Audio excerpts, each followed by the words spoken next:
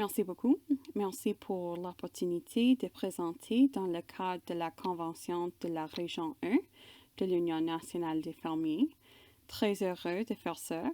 Mon nom est Darren Qualman. Je suis le directeur des politiques reliées à la crise climatique et l'action pour l'Union nationale des fermiers.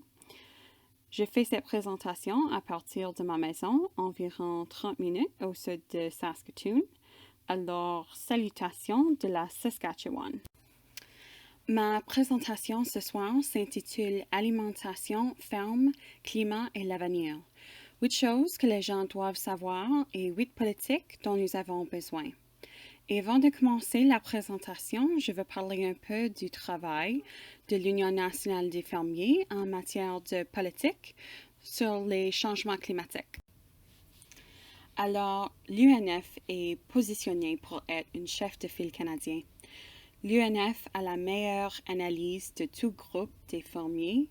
Nous sommes le plus avancés pour déterminer d'où viennent les émissions, sur comment les fermes peuvent réduire leurs émissions et devenir plus résilientes, mais aussi sur comment nous pouvons faire cela en même temps que nous appuyons les fermes familiales en augmentant les marges du revenu net et de créer un meilleur avenir.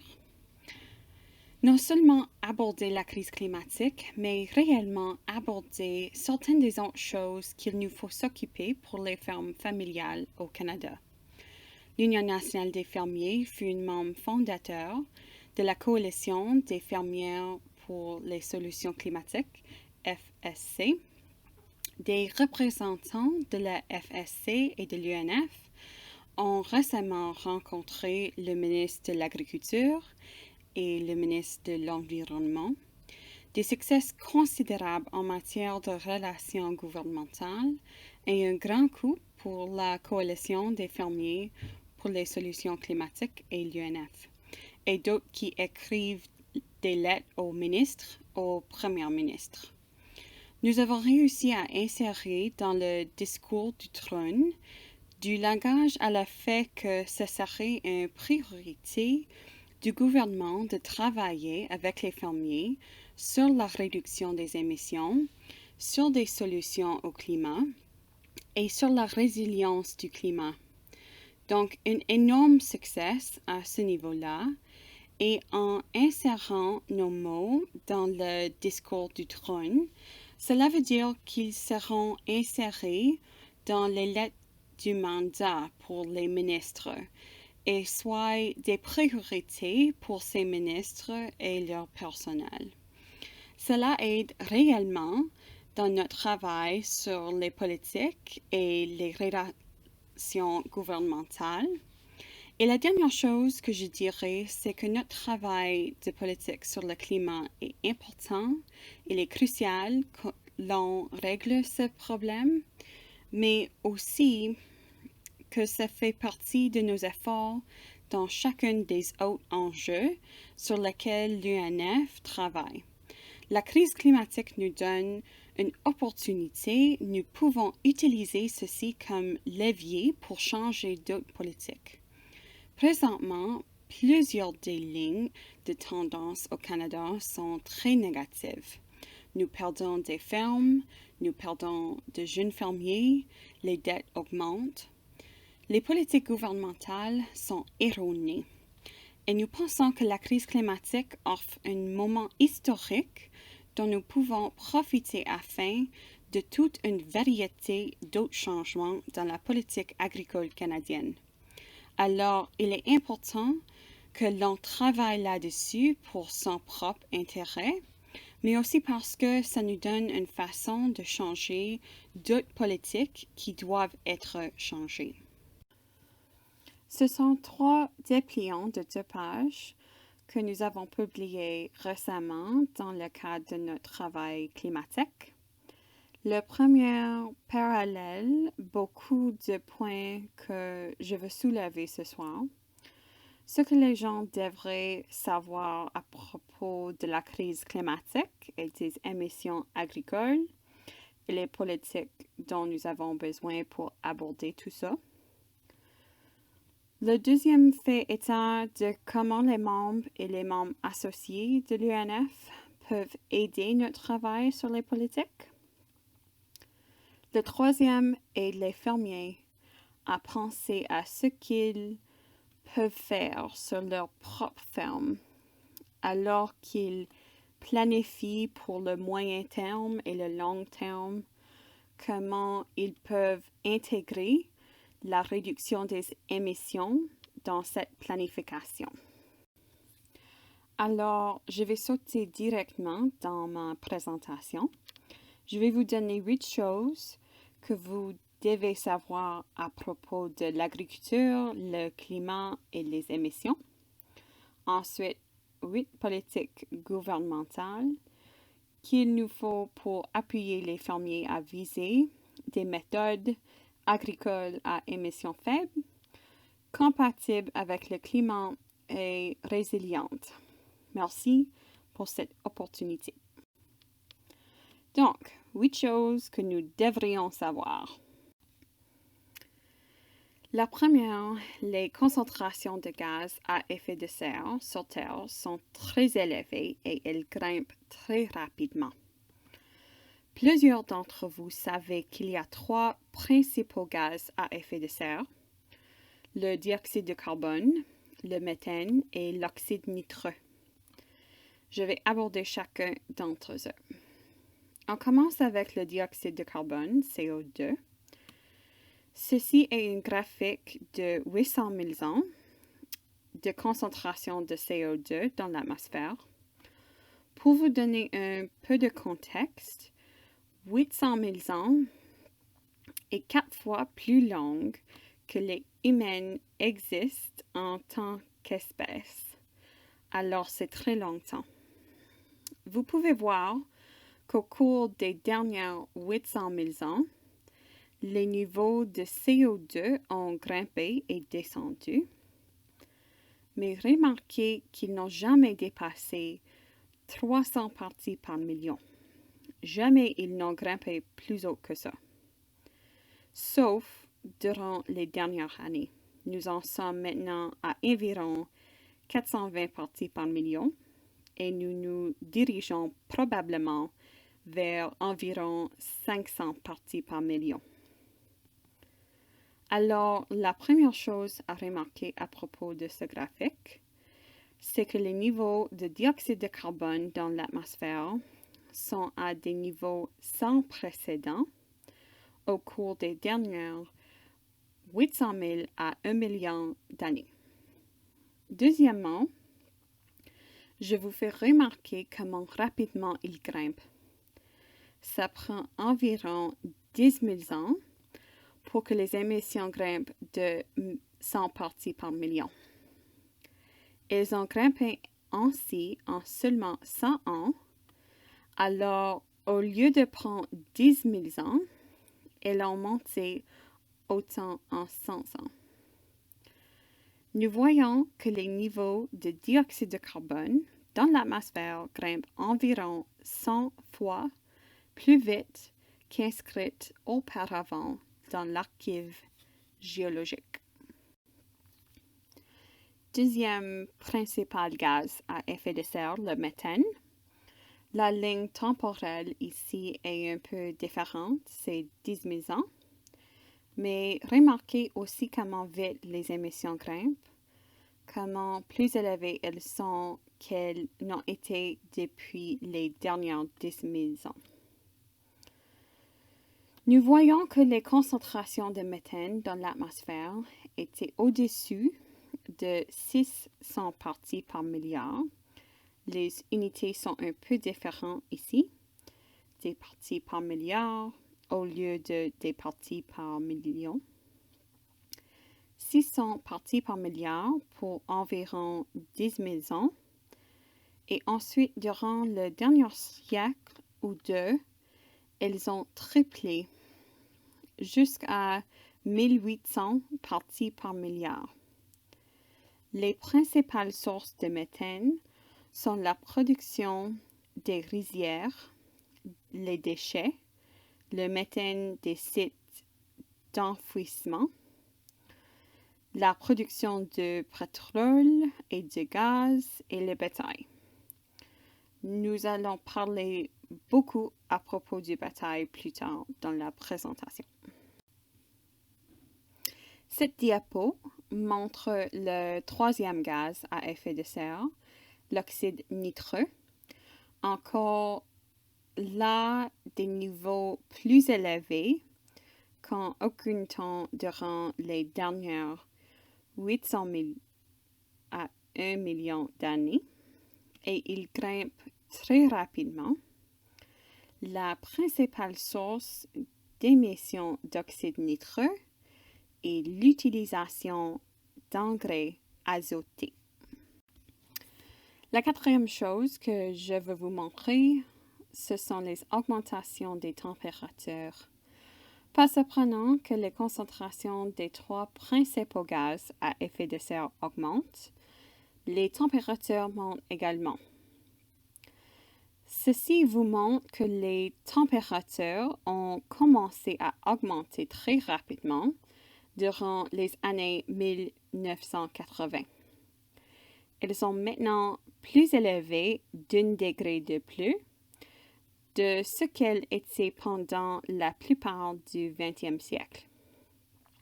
Certains des mois les plus chauds durant les récentes années poussent vers 1,5 degré.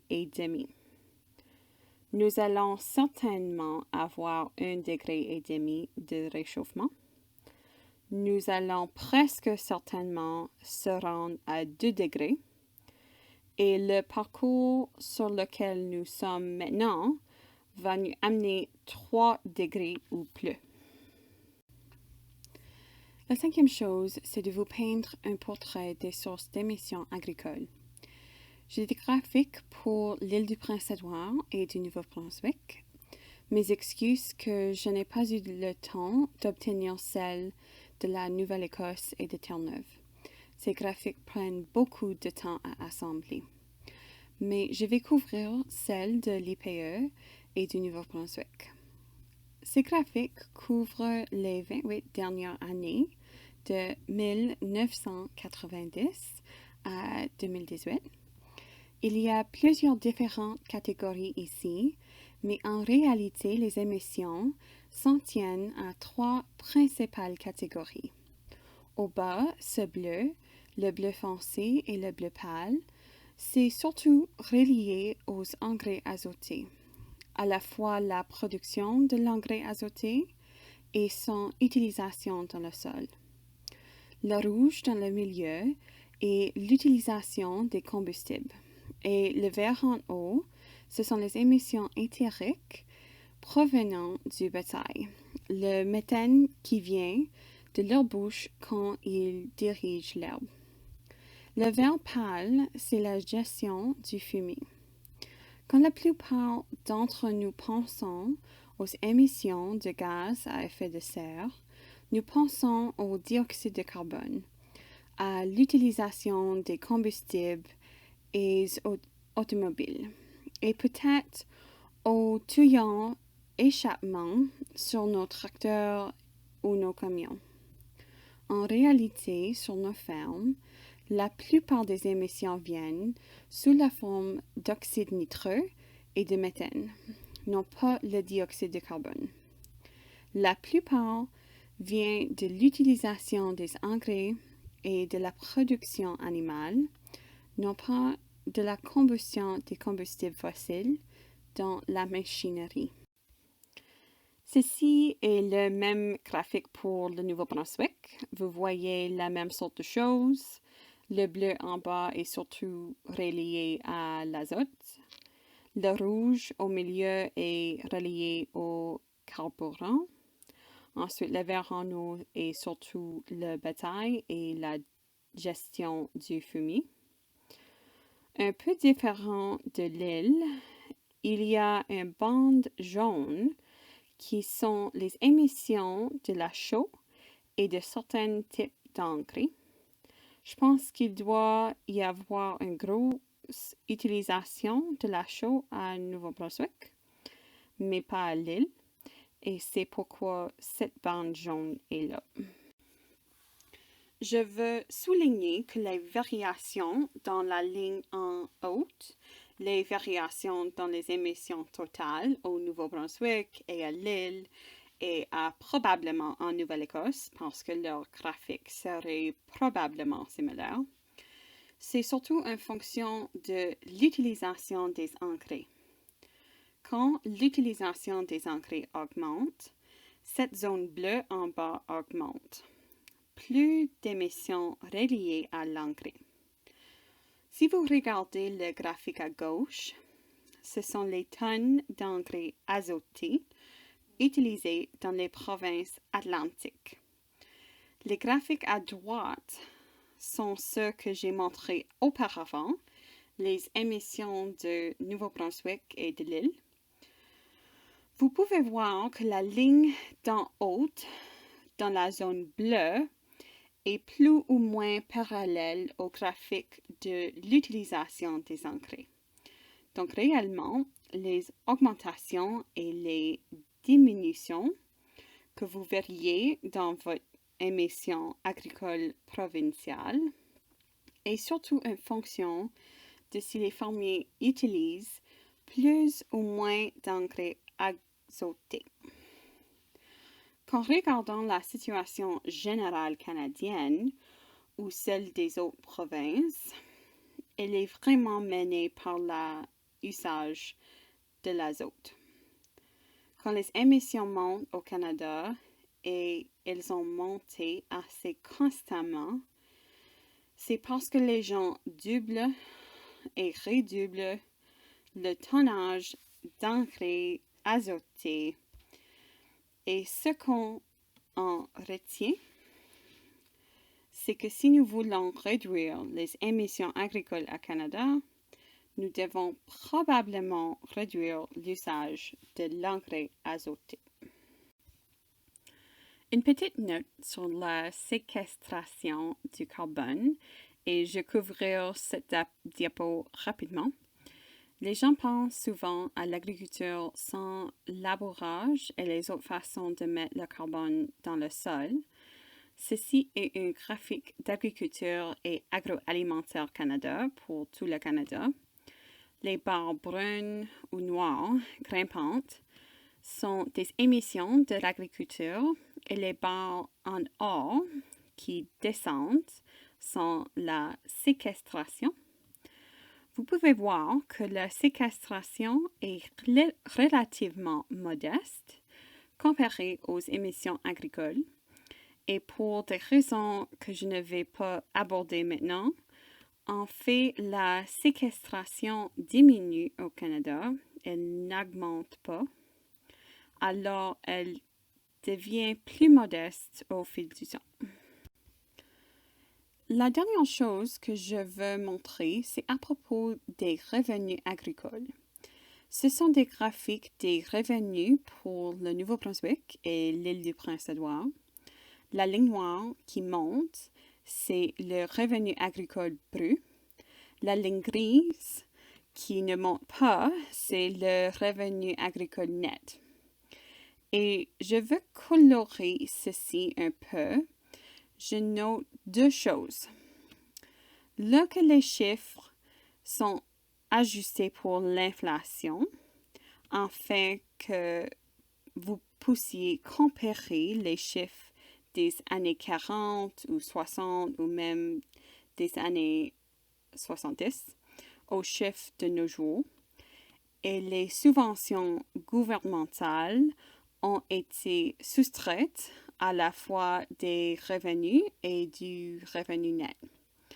Alors, c'est le revenu brut des marchés sans les paiements gouvernementaux et le revenu net des marchés sans les paiements du gouvernement. Alors, je vais juste les colorer. Vous pouvez voir les zones vertes. Ce sont les années de revenus net positifs. Le rouge sont les années de revenus net négatifs. Et je vais le colorer un peu plus ici. C'est la partie sur laquelle je veux concentrer cette zone bleue. La zone bleue est la différence entre ce que les fermiers rapportent à la maison quand ils vendent leurs produits et ce qu'il leur reste après qu'ils aient payé leurs factures. La zone bleue représente les coûts des fermiers, l'argent qu'ils donnent aux compagnies de machinerie, aux compagnies d'engrais, aux compagnies de produits chimiques, aux compagnies de pétrole, aux banques, etc. Vous pouvez voir comment cette zone bleue devient de plus en plus large. Et la clé à analyse de l'UNF est celle-ci. Les fermiers ont été poussés, contraints et rendus bien trop dépendants sur les intrants achetés. Et alors que les fermiers sont devenus plus dépendants sur les intrants achetés, de plus en plus de la richesse qu'ils créent est siphonnée dans cette zone bleue. Dans cette zone capturée par les compagnies d'engrais, par les compagnies de machinerie, les compagnies de produits chimiques, les compagnies de pétrole, les banques, etc. Je veux juste vous montrer les pourcentages ici parce qu'ils sont vraiment flagrants. Au Nouveau-Brunswick, de la fin de la dépression jusqu'au milieu des années 80, les fermiers gardaient presque la moitié de chaque dollar qu'ils produisaient. Ils faisaient $1 et les compagnies d'intrants en prenaient à peu près la moitié. Mais à partir du milieu des années 80 jusqu'à présent, la part des fermiers qui peuvent se garder après les dépenses est seulement d'environ 7%. Et à l'île, c'est même pire. De la fin de la dépression jusqu'au milieu des années 80, les fermiers gardaient environ un tiers et maintenant, ils n'en gardent que 4%. Alors, il est clair qu'à mesure que les fermiers seront encouragés de devenir plus en plus dépendants sur les intrants achetés, leurs marges ont diminué, leur revenu net a chuté et leurs émissions ont grimpé. Ce qu'on dit à l'UNF, c'est que l'agriculture ne produit pas des émissions de gaz à effet de serre. Ce sont les intrants agricoles qui produisent. Les humains ont cultivé depuis environ 10 000 ans, mais pendant 9 900 de ces ans, ils n'ont pas affecté le climat ou l'atmosphère. C'est seulement durant les 100 dernières années que l'agriculture est devenue une source majeure d'émissions de gaz à effet de serre. Ce n'est pas une coïncidence que c'est la période durant laquelle le plus en plus dépendant sur les intrants agricoles achetés. Donc, à mesure que nous utilisons plus d'intrants, nos émissions grimpent, nos marges et notre revenu net plongent. OK. Alors, je vais maintenant aborder certaines des politiques qu'il nous faut afin de renverser certaines de ces tendances négatives. La première porte sur l'azote. Vous avez vu que l'azote est vraiment la cause des augmentations des émissions. Alors, il faut utiliser l'azote plus efficacement. Il y a les meilleures pratiques de gestion 4B. Ça veut dire le bon produit, la bonne formulation, au bon montant, au bon moment et dans le bon endroit, mise habituellement avec la semence.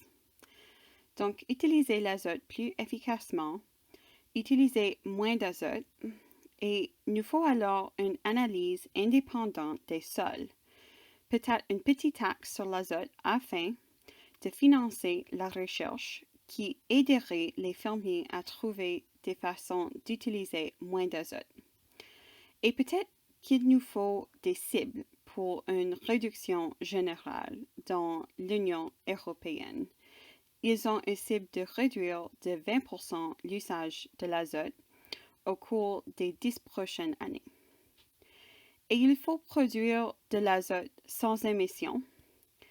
Et il nous faut alors trouver une façon d'opérer les usines d'engrais azotés avec de l'énergie renouvelable et capter les émissions de carbone qui sortent de ces usines. Deuxièmement, diversifier les approches culturelles. Plus de rotation complexe, plus de cultures de couverture et étudier les cultures intercalaires.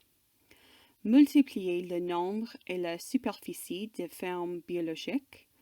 Embrasser des méthodes de production telles que l'agroécologie et la gestion holistique. En généralement, augmenter le nombre de fermes dans le paysage. Le plus de fermes nous avons, le plus elles peuvent observer ce qui arrive au climat et faire des changements, innover, adapter, etc. S'il y a seulement un petit nombre de très grandes fermes très spécialisées, ce ne sont pas le genre de fermes qui peuvent s'adapter rapidement à un climat changeant. Ça nous prend des méthodes à faible intrant. Il faut mentionner dans notre rapport lutter contre la crise agricole et la crise climatique. On appelle ça l'agriculture MINT, minimum intrant sans labourage. Essentiellement, ce que fait ce système, c'est qu'il prend toutes les meilleures idées de l'agriculture biologique et toutes les meilleures idées du semi-direct sans labourage et les met ensemble dans un système qui maintient des hauts rendements, mais en même temps obtenir autant d'azote et de fertilité que possible par des systèmes biologiques plutôt qu'industriels. Le bétail. Beaucoup des émissions sur ces graphiques viennent du bétail. Nous devons changer nos objectifs et la façon d'opérer, nos moyennes en matière de production bovine et de viande.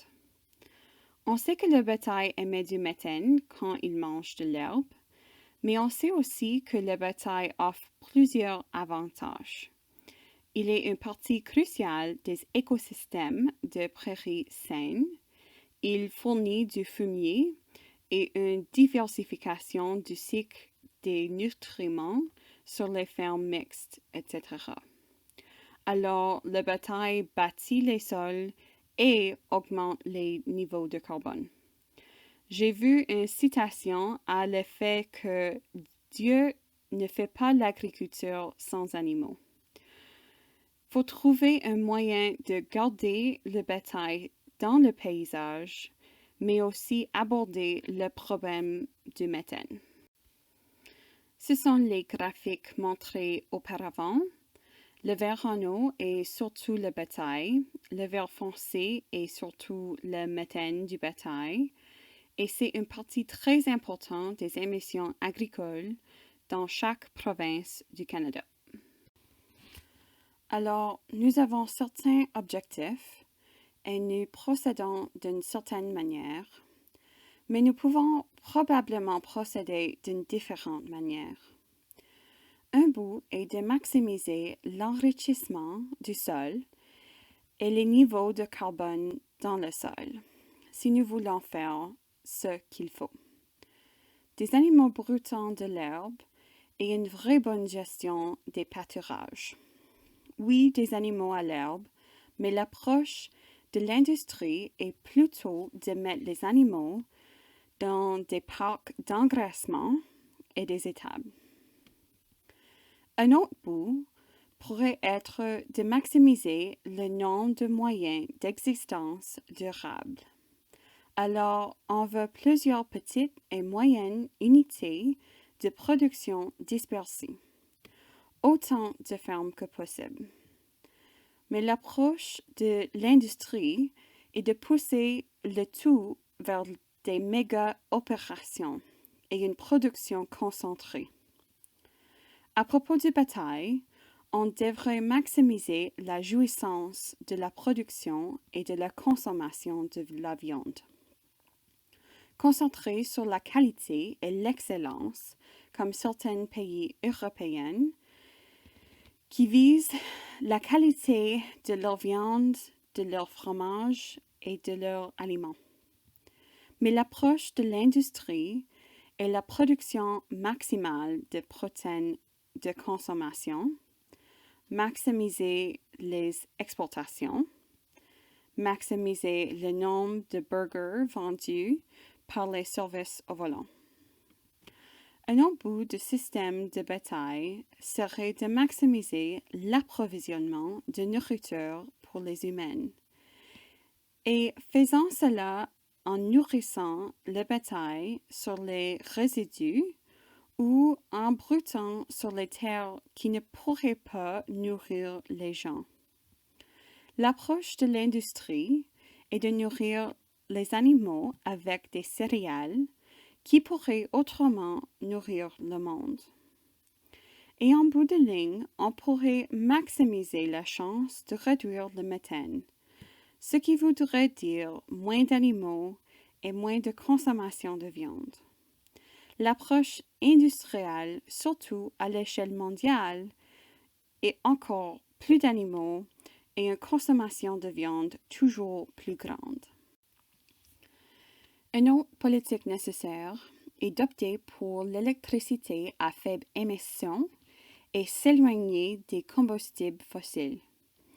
On veut électrifier le chauffage de l'eau et des bâtiments, électrifier les camions et les tracteurs, installer des réseaux de panneaux solaires, peut-être des biodigesteurs de fumier avec captage du méthane, et l'on voudrait construire les nouveaux bâtiments à des normes très élevées, comme les maisons passives ou net zéro ou les normes LEED. Beaucoup de travail à faire pour réduire les émissions de l'utilisation de l'énergie, du gaz naturel, du diesel, de la gasoline, etc. Sixièmement, faut mettre de côté de la terre la moins productive. On utilise peut-être beaucoup d'intrants, mais avec peu de récoltes, perdant de l'argent d'une année à l'autre, produisant beaucoup d'émissions, mais peu de revenus nets. On pourrait prendre cette terre marginale, 5 à 10% de terre cultivée par exemple, la mettre de côté, la transformer en pâturage, en forêt, en terre humide, en habitat pour la faune. Beaucoup de bienfaits là-dedans. Nous augmentons le carbone dans le sol, nous créons de l'habitat faunique, nous ralentissons le rythme d'extinction, etc. Alors, on veut probablement des programmes de mise de côté, ce qui réduisent les émissions. Avant dernière diapo, nous voulons de nouvelles institutions. L'une d'elles identifiée par l'UNF, l'Autorité canadienne sur la résilience des fermes, ACRF, basée sur l'ARAP, qui fut détruite par le gouvernement précédent. L'ACRF pourrait gérer l'analyse indépendante des sols, de sorte que les fermiers puissent mieux comprendre leurs besoins en engrais. peut-être utiliser moins d'engrais. Elle pourrait gérer la recherche sur la réduction de l'usage des engrais. Elle pourrait gérer les programmes de mise de côté.